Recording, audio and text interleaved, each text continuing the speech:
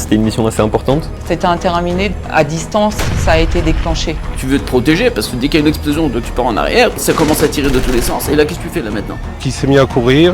Il s'est retrouvé tout devant directement en moins de 15 secondes. 5 minutes après la première explosion, deuxième explosion.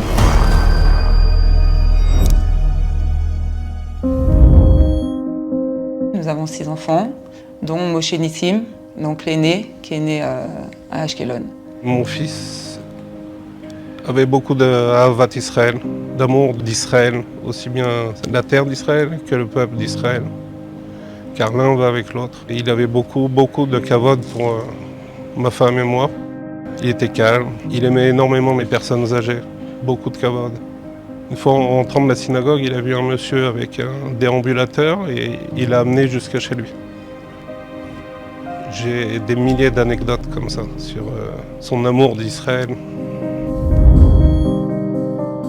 Pour moi, c'était très compliqué quand il a décidé d'être combattant dans Tsahal. Et Il a fait un entraînement spécial pour être maguiste. C'est un rôle spécial qu'il avait dans l'armée. Le Rav Nissim Haddad est venu plusieurs fois, accompagné d'autres rabbanim de Torah Box, pour faire profiter un peu les soldats et qui sortent un peu de leur quotidien, de la base. J'ai eu le privilège, à travers Torah Box, on a eu le srout d'intervenir dans les bases militaires.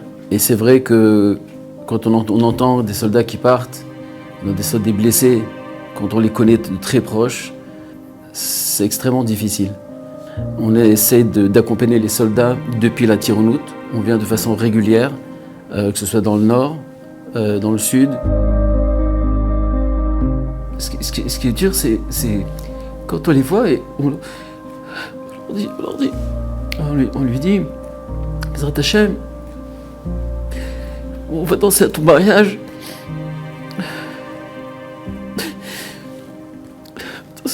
Bon, t'inquiète pas, Bezrat Hashem, tu verras. Tu vas sortir en bonne santé, tu vas réussir.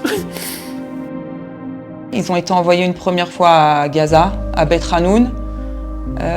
C'était donc la période de Hanouka, 2024. la première fois qu'il est rentré à Gaza, après 8 mois d'entraînement, il y a eu un mort dans son unité, de nombreux blessés. Et nous, on a prié. On a beaucoup pleuré et prié. Le lendemain, on reçoit l'appel d'un rave de Netzar Yehuda qui nous raconte que mon fils était un héros.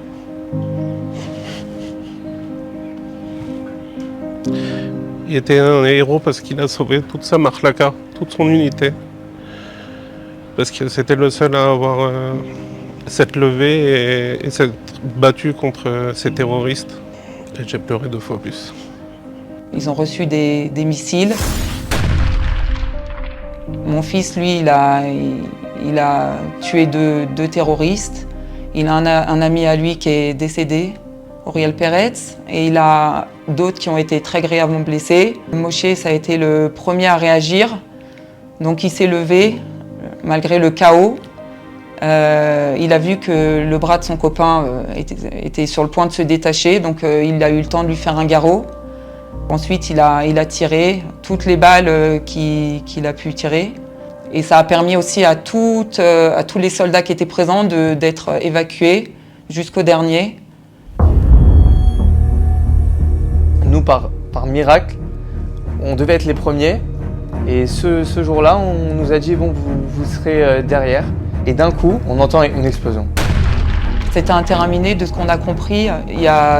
À distance, ça a été déclenché. Et donc ça a blessé et tué donc 3 voire 4 soldats. Après le premier bruit de la mine, Moshe, sans se poser de questions, directement il a couru, voir s'il y avait des blessés, essayer de sauver le maximum de monde, essayer de... Toujours en premier, Moshe. Comme il était maguiste, il avait un mag, il était tout derrière. Il s'est retrouvé tout devant directement en moins de 15 secondes. Et 5 minutes après la première explosion, deuxième explosion. Ils sont tous partis en arrière avec le souffle de l'explosion. Et seul mon fils s'est pas levé. Quand ils ont voulu le mettre sur un brancard, ils ont vu qu'il saignait un petit peu dans le dos. Et donc là, ils ont compris qu'il était parti.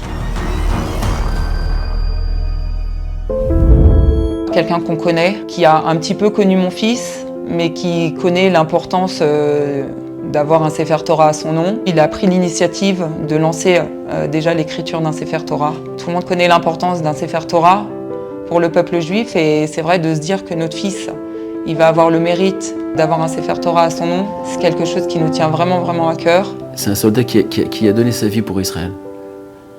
La plus grande faveur qu'on peut lui apporter aujourd'hui, c'est que ce Sefer Torah puisse vraiment se réaliser le plus vite possible. Pour nous, c'est très important donc, que Am Israël se mobilise pour lui écrire un Sefer Torah en son nom. Et c'est pour ça que je me suis tournée vers Torah Box pour solliciter la communauté francophone pour que tout celui qui veut participer à cette grande mitzvah puisse le faire.